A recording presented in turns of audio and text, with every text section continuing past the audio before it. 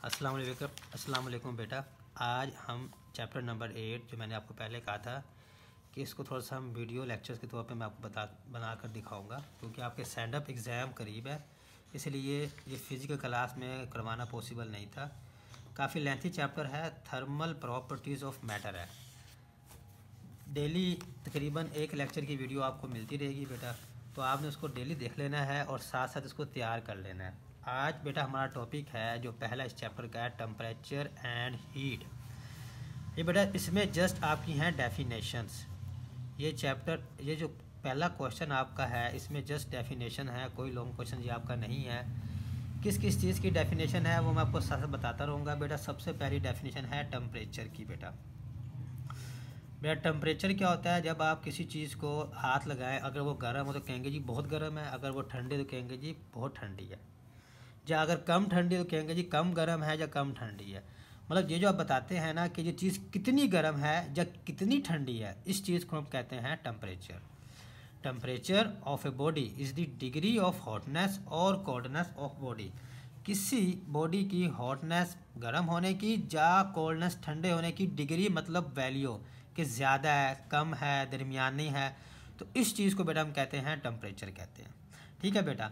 मतलब कि मोमबत्ती है और मोमबत्ती का जो शोला होगा बहुत गर्म होगा, आप कहेंगे जी बहुत गर्म है, लेकिन अगर इसी तरह अगर आप लोहे के ऊपर छुरी रखें लोहे की, उसको हाथ लगाएं तो वो आपको इतनी गर्म महसूस नहीं होगी, आप कहेंगे ये कम गर्म है। तो मतलब बताना कि जितनी ज़्यादा गर्म है और कितनी ज़्यादा ठंडी है, कम या ज़्यादा के बारे में बताना बेटा हमारे पास क्या है? टेम्परेचर है। ठीक है बेटा।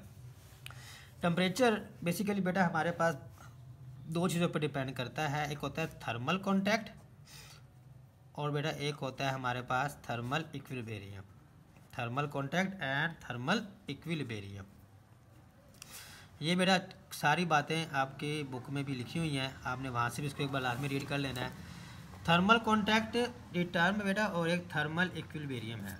वो कहते हैं जी फॉर एग्जांपल आपके पास आइसक्रीम है, गर्मियों में आइसक्रीम को आप जब खाने लगें तो देखते हैं कि वो जल्दी मेल्ट होती है बनिस्बत सर्दियों के, लेकिन अगर सर्दियों में ही आप उस आइसक्रीम को किसी ऐसी चीज़ के साथ मिला दें जो गर्म हो तो आइसक्रीम जल्दी मेल्ट हो जाएगी। इस चीज़ को थर्मल कॉन्टैक्ट करते हैं। जब एक चीज़ को दूसरी चीज़ से मिलाते हैं तो क्या होता है? हीट टेम्परेचर उसका चेंज होना शुरू हो जाता है, और वो तब तक वो उस टेम्परेचर पे चेंज होता रहेगा जब तक वो दूसरी चीज़ के टेम्परेचर के बराबर ना आ जाए। जब वो दोनों टेम्परेचर आपस में बराबर हो जाते हैं तो हम इन्हें कहते हैं थर्मल इक्विलिब्रियम। इन्हें बेटा हम क्या कहते हैं? Thermal equilibrium. फॉर एग्जांपल चाय का कप है, उसे निकालें जी, वो क्या होगा? आहिस्ता आहिस्ता ठंडा होना शुरू हो जाएगा। क्या वो बर्फ़ की तरह ठंडा हो जाएगा? नहीं, वो जनाब इतना ठंडा होगा जितना आपका कमरे का टेम्परेचर होगा जहाँ बैठे हैं। अगर क्योंकि उसने कोशिश करनी है उस टेम्परेचर के इक्वल लाने के लिए, इस चीज़ को हम कहते हैं थर्मल इक्विलिब्रियम।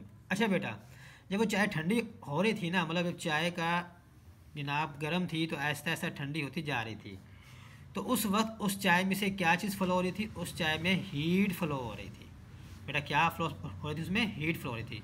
मतलब कि एक हॉट बॉडी से जो चीज़ फ्लो हो रही थी जिसकी वजह से चाय ठंडी होती जा रही थी, उसको कहते हैं हीट। और बेटा हीट क्या हमारे पास एनर्जी की फॉर्म है।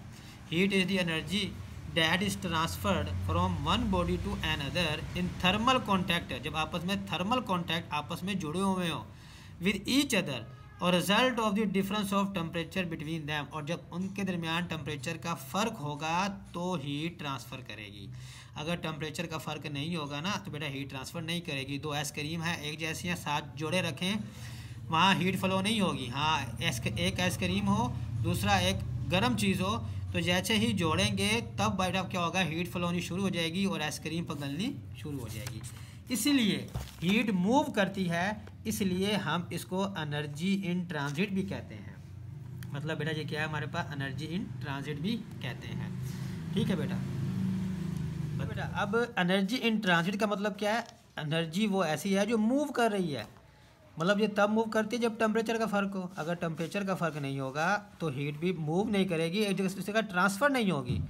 तो हीट जो ट्रांसफ़र होती है मतलब एक जगह से दूसरी जगह मुंतकिल होती है, इसलिए हम इसका लफ्ज़ इस्तेमाल करते हैं एनर्जी इन ट्रांजिट। ये आपकी बात MCQ में पूछी जा सकती है। इसी तरह बेटा एनर्जी का एक नाम और भी है हीट एनर्जी का, वो क्या है? Universal energy. क्या मतलब? मैंने पहले ही बात की थी आपसे, एक बार पहले भी क्लास में बता चुका हूँ कि एक एनर्जी की फॉर्म ऐसी है जो आप चाहें ना चाहें खुद ब खुद वहाँ लाजमी बन जाती है। वो कौन सी होती है? हीट होती है। मतलब हाथ को रब कर रहे हैं, मैकेनिकल एनर्जी है, लेकिन खुद ब खुद वहाँ हीट पैदा हो रही है। लाइट जल रही है, लाइट आ रही है, लेकिन वो लाइट खुद ब खुद गर्म होती जा रही है। तो हीट एनर्जी चाहे ना चाहे खुद ब खुद वहाँ पैदा होती रहती है। बहरहाल बेटा एक बात और, जब यही हीट आपके जिस्म में दाखिल होती है ना, फिर इसका नाम हीट नहीं रहता, फिर इसका नाम बन जाता है इंटरनल एनर्जी। यही हीट जब हमारी बॉडी में दाखिल होती है, इसका नाम बन जाता है इंटरनल एनर्जी। इंटरनल एनर्जी क्या है? जिसकी तारीफ लिखी हुई है, the sum of kinetic energy and potential energy associated with atom, molecule and particle of a body is called is internal energy. मतलब काइनेटिक एनर्जी, पोटेंशियल एनर्जी कौन कौन सी? एटम की भी, मॉलिक्यूल्स की भी, पार्टिकल्स की भी, किसी भी बॉडी की, उन तमाम अगर को मिलाया जाए तो क्या बनती है? इंटरनल एनर्जी बनती है। बेटा आगे आपका शॉर्ट बनता है अगले पैरे में, इंटरनल एनर्जी डिपेंड करती है किस पर? मैनी फैक्टर पर। कौन कौन से?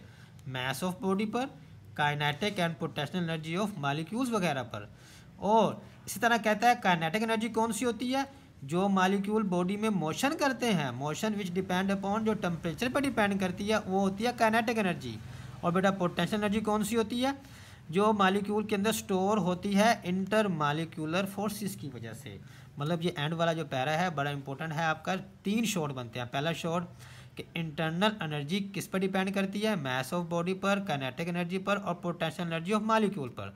दूसरा शॉर्ट काइनेटिक एनर्जी कौन सी होती है मॉलिक्यूल की? जो मॉलिक्यूल्स की या एटम की मोशन की वजह से होती है। तीसरा क्वेश्चन पोटेंशियल एनर्जी कौन सी होती है मॉलिक्यूल की? तो बेटा जो स्टोर होती है इंटर मॉलिक्यूलर फोर्सेस की वजह से। ये बेटा आपका पहला टॉपिक हो गया। अब इसमें आपने क्या क्या तैयार करना है?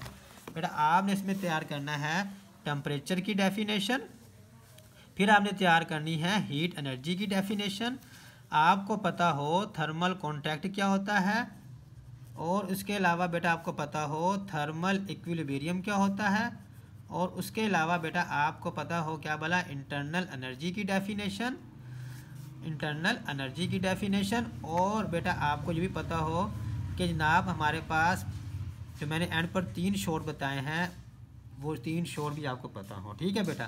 पहला शॉर्ट क्या है भला बनता बेटा आपका कि इंटरनल एनर्जी ऑफ बॉडी किस पर डिपेंड करती है? पहली बात बेटा क्या बनती है? इंटरनल एनर्जी ऑफ बॉडी किस पर डिपेंड करती है। दूसरा शॉर्ट ये बनता है कि काइनेटिक एनर्जी ऑफ बॉडी क्या होती है। और बेटा तीसरा क्वेश्चन आपका ये बनता है पोटेंशियल एनर्जी ऑफ बॉडी क्या होती है। इनके जवाब बेटा आपके यहाँ पर लिखे हुए हैं, साथ साथ निशान लगा लेने आपने। अगर कोई बात समझ ना आए तो बेटा आप मुझसे पूछ सकते हैं। अल्लाह हाफिज़।